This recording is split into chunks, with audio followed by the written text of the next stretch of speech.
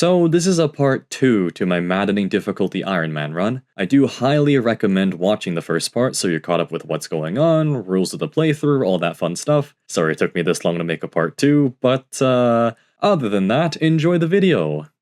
After a quick chat with Vale, the barefoot mystery girl, she disappears, leaving us to head for Firene Castle, where Elusian soldiers occupy the place, doing the same thing we're doing, collecting the 12 emblem rings. They hold the Queen of Firene hostage, led by a fantasy Waluigi lookalike, and a barely clothed evil lady. With Etier dead, I need a new training project to undertake. Now, I have plenty of options. I can try to make my toothpaste-sponsored protagonist stronger, I can try to do something fun with Chloe, it could also be, oh my god, why is it Fram? So, at the request of my chat, I received my DLC stat-boosting items and drugged up the healer, even using the extremely valuable boots, increasing her maximum movement by 1. On top of that, I gave Fram the Marth ring for some much-needed stats. These are the kind of big plays we need to make it through this maddening difficulty Ironman. That was sarcasm, by the way. Chapter 5 has us breaking into the castle we were meant to only visit, and with Vander and Etier gone, we're lacking a couple extra bodies for damage and tanking. Due to this, the opening move is clumping everyone north up the stairs so I don't take on both the top and left set of enemies at the same time. As we do that, I've been letting Fram killsteal for as many combat encounters as reasonably possible, in an effort to train her up. And her damage numbers aren't actually the worst thing in the world, well, as much as a squeaky plastic hammer would do. Lead in the front are Louis and Alir, cause they can reasonably take some damage, Louis especially, while everyone else cowers behind or lures enemies in if they can survive a hit. Boucheron gets another lucky crit. Okay, are you gonna hit? Oh, look at that, a crit from Boucheron! It's a good crit, friend. I'll be honest, I'm surprised that actually hit in the first place, but that gives enough leeway for the others to swing back down and clean up the charging enemies from the west. Having cleared out that welcoming party, the crew presses ahead to the treasure room at the top left, at least as quickly as possible before the thief yoinks all the loot. A small squad is funneled through that one tile corridor with not much resistance on the way, and even though the thief did reach the chest before our units could catch up, we can still get the stolen loot off of the thief before the escape if we take them out. So I had Louis, equipped with the Sigurd ring, soften up the target before being thoroughly fisted by Fram for some kill XP. Everyone takes their time rallying back to the throne room entrance, and once they'd readied up, the door is broken open for a small wave of enemies, who I let come to us, then quickly dispatched by the usual hard hitters on the following turn. Repeat 2 more times for the second and third wave, and we've reached the boss, keeping positioning in mind for that third group as the boss and his minions were going to advance the following turn. Wanting some last second XP, I swept up the enemies around the boss, while at the same time surrounding said boss with my units. Again, the ones that can actually take a hit from him without instantly dying, he does hit pretty hard. Everything was going smoothly until Boucheron fumbles a chain attack, Fumbleron if I may, denying Fram enough damage to secure some kill experience. Luckily, we had enough units to still take out the boss anyways, completing chapter 5. Freeing the Firenese queen, she tells us of another emblem ring we could use, located elsewhere in Firene. Meanwhile, the evildoers withdraw, and on the way out, the menacing lady kills Waluigi due to too much riz. If it wasn't already clear, evil lady kills her evil underling to show that obviously, we're looking at the good guys of the story here. We also unlock the clothing store for Vanity and the blacksmith for weapon upgrades, so before heading into chapter 6, a little preparation was done. As you'd expect, weapon upgrades cost gold and materials, so with our supply, I prioritized the Folkvanger sword for Alir, a steel hand dart for Fram, because we're still trying to make her into a DPS monster, and a Levin sword, a 1-2 tower range sword that deals magic damage, given to Saline, who is actually able to use swords in her current class, not just magic tomes. Additionally, we unlock the arena function for not only a little extra XP, but to be able to gain and equip certain abilities of emblem rings without needing that specific character to equip the respective ring. For example, even though the Sigurd ring is currently equipped on Louis, I can give Saline his Canter ability, allowing her to move a couple tiles after battle, and after Fram watches us sleep for a moment, we depart for the world once again. While investigating for our next emblem ring, we meet Yunaka. Hiya papaya!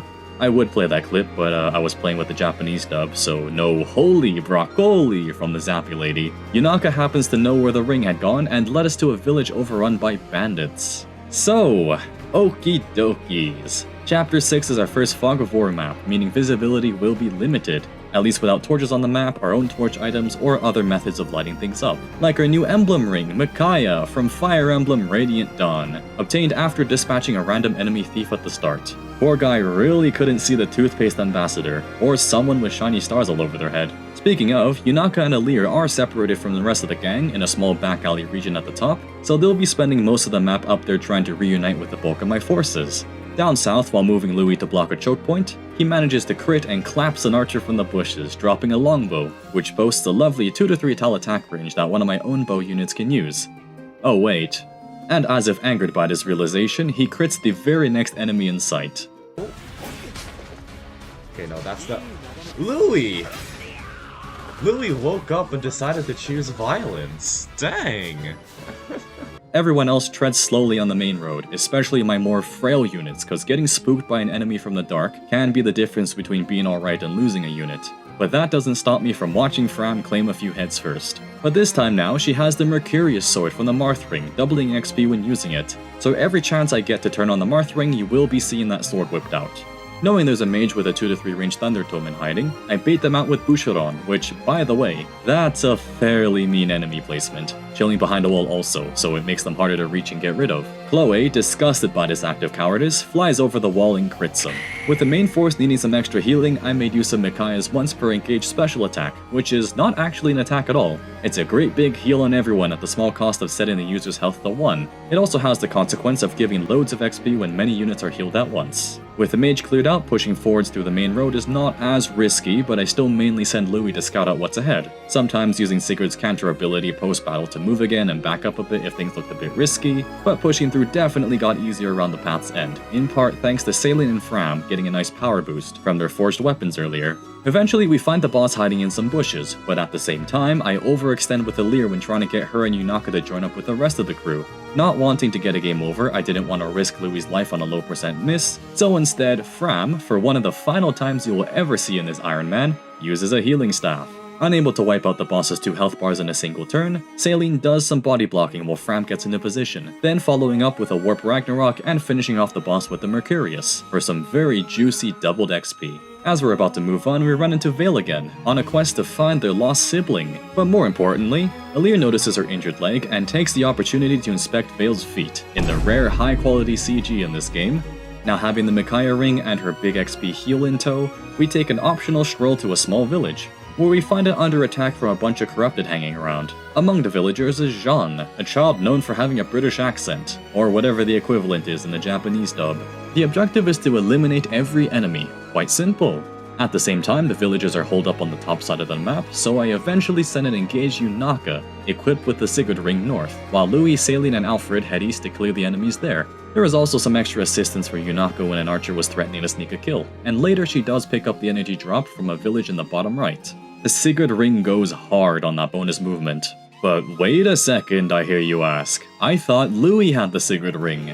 Well, for just this map, I had him equip the Micaiah ring. As implied earlier, XP from Great Sacrifice, the engage attack, scales off how many units are healed, and since Louis is an armored class, Great Sacrifice also grants a small defense buff, which means a unit can be quote-unquote healed even though their health is full, including the green unit villages up top, and that means big XP for Louis. Other than that, it's more the usual, Fram eliminating anything in sight, surprisingly common low percent crits from people you'd least expect to crit, and towards the end of the map, I finally got Alir in contact with Jean, recruiting one of the most flexible units in the game, reclassing wise. After effortlessly offing the final enemy with Fram, we are rewarded with a couple extra goodies for not letting any villagers die. On a different optional adventure and taking place at a stronghold of thieves, thieves are dealing with a different thief who had just stolen stuff from the thieves. The treasure-stealing thief who thieves from the thieves is this game's version of Anna, a reoccurring merchant-type character in almost every Fire Emblem game. By the way, have I mentioned there are thieves here? At the same time, Alir and co just happen to be investigating this exact fort to recover stolen goods. And caught in the middle of this with no way out, Anna pulls a big brain play and hides in a conveniently open and empty chest. This map splits your units into 2 groups, so I divvy up my stronger units accordingly. Alir and Salin on the left, Fram and Louis on the right. Most of this map involves reaching the middle treasure room before the enemy thieves do, especially if you want to recruit Anna, because she will not last long in battle once she's discovered. With that in mind, the latter group spearhead the chase, dropping a lodestar rush on the very first enemy. Conversely, the left side was in a bit of a struggle trying to get into the fortress due to Alfred and Chloe being able to die fairly easily, but to keep them safe, it's been mostly body blocking with the other two, so it'll be up to the other squad to get to Anna. Even with Alir wearing the Three Houses bracelet that I remembered to pick up at home base, which by the way that's how you know it's DLC emblems, because it's bracelets not rings, but even with the extra help, we still struggle to make headway. In the middle of all this, Fram hits level 10, which means she is now eligible for a class promotion. Now all that's missing is a Master Seal to use for— oh hey, would you look at that? A Master Seal, how convenient.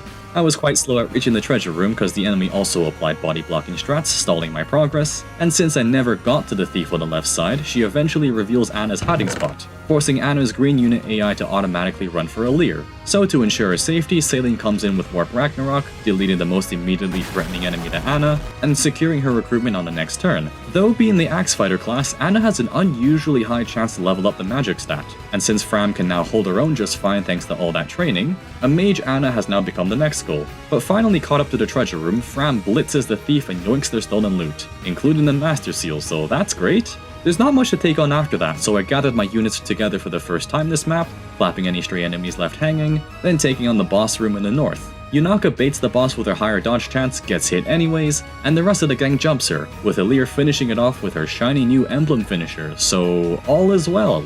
And Anna formally joins us in our endeavor for monetary gain, adding yet another child into our ranks.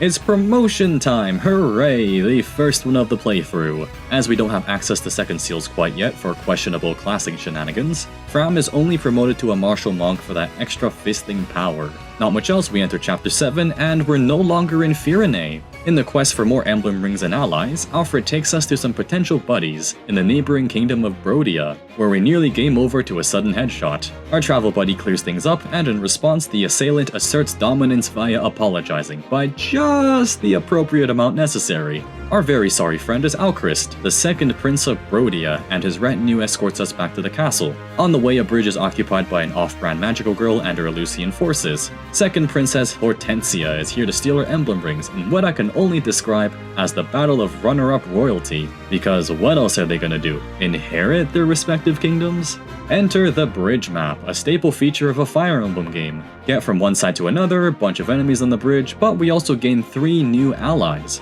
There's Lapis, a decent sword fighter with some versatility in what class to specialize into, Citrine, a squishy mage with an impressive magic growth, and adding yet another bad personal skill to the list. And then there's Alchrist, a fantastic bow unit to replace an outclassed or, dead Etier.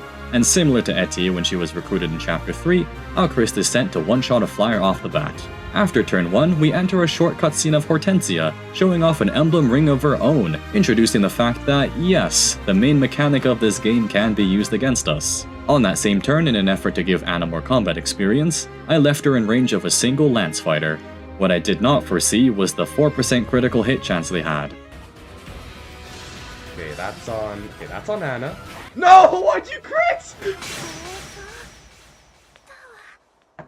Well, there goes Anna.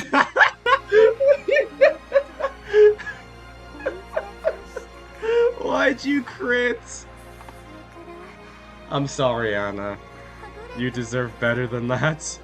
Well, that's a rip, but on a more positive critical hit related note, here is Fram turning a mage into dust, just to show off how strong she's become. Clearing out the flyers at the top and bottom makes it safe enough to push past the first set of barricades and pit holes, then gathering my forces together again in the middle to take on the next checkpoint, where Alir baits out the next wave of 9 enemies. Quite a few of them. There is also a slight issue with advancing here as well. I can't go too far forwards because Hortensia and her retainers will then be in range to charge in, as indicated by the sparkly boss wanting to use an engage attack against Fram. So what do? Alchrist, Saline, and Citrine take out the nearby flyer and armored units, Fram annihilates a cavalier with an unnecessary critical hit, Louis uses Sigurd's override engage attack to, in a satisfying to watch move, one-shots 3 enemies standing in a convenient line, then with the counter skill moving to a safer position. Toothpaste Chan also engages and uses Raging Storm, a special move from the Three Houses bracelet, letting her take another turn after attacking, at the cost of all 3 of your engage turns. And if you think that's very good, Yes, it's very good, because we immediately use that extra move to drop the engage attack on the last flyer up north before engage mode goes away, clearing the second wave in its entirety. With my forces ready, gathered together and key emblems recharged, I send Boucheron to the gallows, thinking that any unit I send to trigger Hortensia will die to the engage attack. But as it turns out, I had overestimated how much damage it did because I thought there would be a lot more extra damage piled up from my nearby allies. Yeah, but no, Boucheron lives another day. Also, since Hortensia used her engage attack, she is currently equipped with a 1-range sword instead of her 1-2 range Elfire spell, so we are free to outrange without fear of counterattack. So using 2 ranged weapons, Saline, Louis, Alchrist, and a few assisting chain attacks from a nearby Boucheron and Lapis, deal enough damage for Fram to claim her XP boosted kill on the boss, dropping another Master Seal and ending the chapter with only one tragic RNG related loss.